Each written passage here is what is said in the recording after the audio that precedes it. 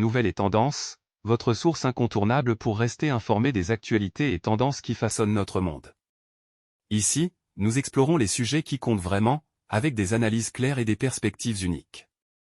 Abonnez-vous à notre chaîne et n'oubliez pas d'activer la cloche pour recevoir toutes les notifications en temps réel. Rejoignez-nous et restez toujours à jour avec les informations qui font la différence. La juge approuve l'arrêt des poursuites pour ingérence électorale contre le président élu Donald Trump. La recommandation du procureur spécial a été acceptée par Tania Chutkan, ce qui s'inscrit dans une politique adoptée il y a plus de 50 ans par le ministère de la Justice, qui était de ne pas poursuivre un président en fonction.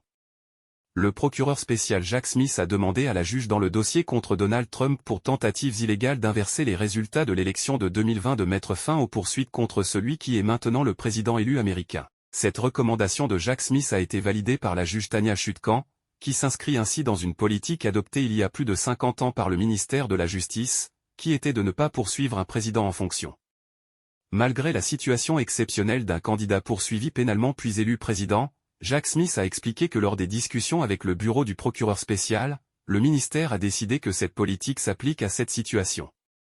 Après cette recommandation d'abandon des charges, la réaction du futur 47e président des États-Unis n'a pas tardé. Lundi, l'équipe de Donald Trump a déclaré une « victoire considérable ». Selon un communiqué, Stephen Chung, directeur de la communication du ministère de la Justice, la décision prise aujourd'hui met un terme aux affaires fédérales inconstitutionnelles engagées contre le président Trump et représente une victoire majeure pour l'état de droit. Décision à prendre le 9 décembre. Le camp républicain remporte une nouvelle victoire après le report sin-die du prononcé de sa peine dans l'affaire Stormy Daniels. Vendredi, la justice new-yorkaise a annulé le jugement prononcé par le pénal contre Donald Trump pour paiement dissimulé à une actrice de film X, mais prendra une nouvelle décision dans ce dossier explosif début décembre, avant l'investiture du président élu.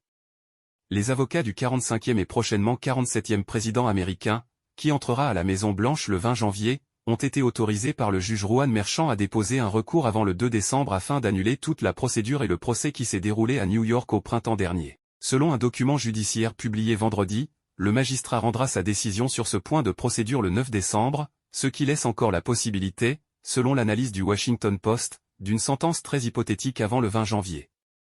Pendant ce temps, le jugement, éventuellement de prison, qui devait être prononcé le 26 novembre après avoir été repoussé à 2 reprises depuis juillet, a été reporté.